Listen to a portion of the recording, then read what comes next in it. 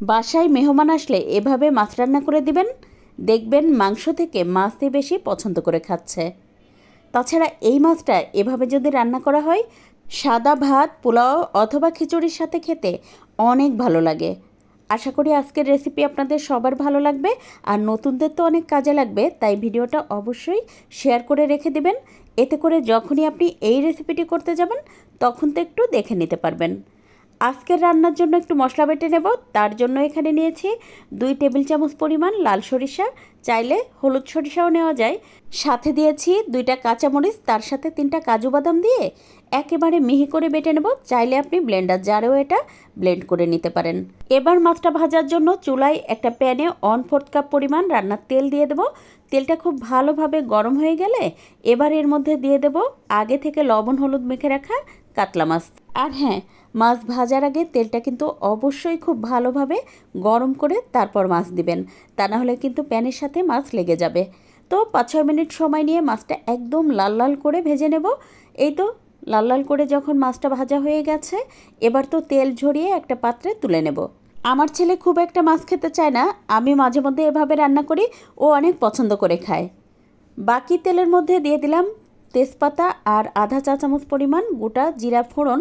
10 second মতো ফোড়ন তুলে নিয়ে এবার তো এর মধ্যে দিয়ে দিলাম 3টা পেঁয়াজ বাটা। তারপর 2-3 মিনিট খুব ভালোভাবে পেঁয়াজটা কষিয়ে নেব। এখন এর মধ্যে দিয়ে দেবো 1.5 টেবিল চামচ পরিমাণ আদা রসুন বাটা, 1 টেবিল চামচ পরিমাণ শুকনো মরিচ বাটা। ঝালটা আপনি আপনার পছন্দ মতো দিয়ে দেবেন, আপনি কতটুকু ঝাল খেতে পছন্দ করেন সেই বুঝে কিন্তু কাঁচা পাকা মরিচ দিয়ে দিতে পারেন। এখন 5-6 মিনিট মশলাটা কষিয়ে নিয়ে দিয়ে দিলাম স্বাদ মতো লবণ, 1 চা চামচ পরিমাণ হলুদ গুঁড়া, আধা চা চামচ পরিমাণ ধনে গুঁড়া, আধা চা চামচ পরিমাণ জিরা গুঁড়া। এবার চুলাটা মিডিয়াম রেখে মশলাটা 4-5 মিনিট খুব সুন্দর করে কষিয়ে নেব, যেন কোনো মশলার কাঁচা গন্ধ না আসে। এখন এর মধ্যে দিয়ে দেবো 1.5 কাপ পরিমাণ পানি। ঝোলের জন্য আপনি কতটুকু পানি রাখতে চান সেই বুঝে পানি দিয়ে দেবেন। তো আমি আজকে যেহেতু অল্প মাছ রান্না করছি, তাই তো 1.5 কাপ পরিমাণ পানি দিয়েছি। 2-3 মিনিট জাল করে নেওয়ার পরে ঝোলটা বেশ ভালোভাবে ফুটে উঠেছে।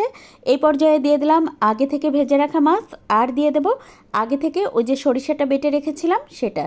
আমি সরিষাটায় 2 টেবিল চামচ পরিমাণ পানি দিয়ে তারপর গুলিয়ে নিয়ে এখন তো দিয়ে তারপর ঢাকনা দিয়ে ঢেকে 5-6 মিনিট রান্না করে নিলাম। এখন ঢাকনাটা তুলে একটুখানি আলতো করে নেড়ে দেব, আর দিয়ে দেবো 5-6টা কাঁচামরিচ।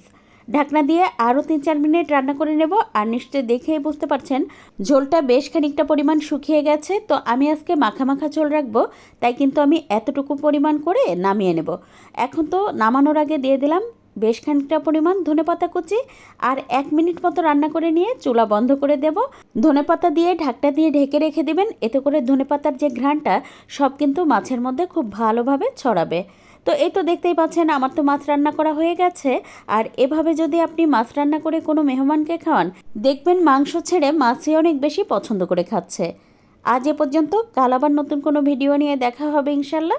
সে পর্যন্ত সবাই ভালো থাকবেন, সুস্থ থাকবেন। আল্লাহ হাফেজ।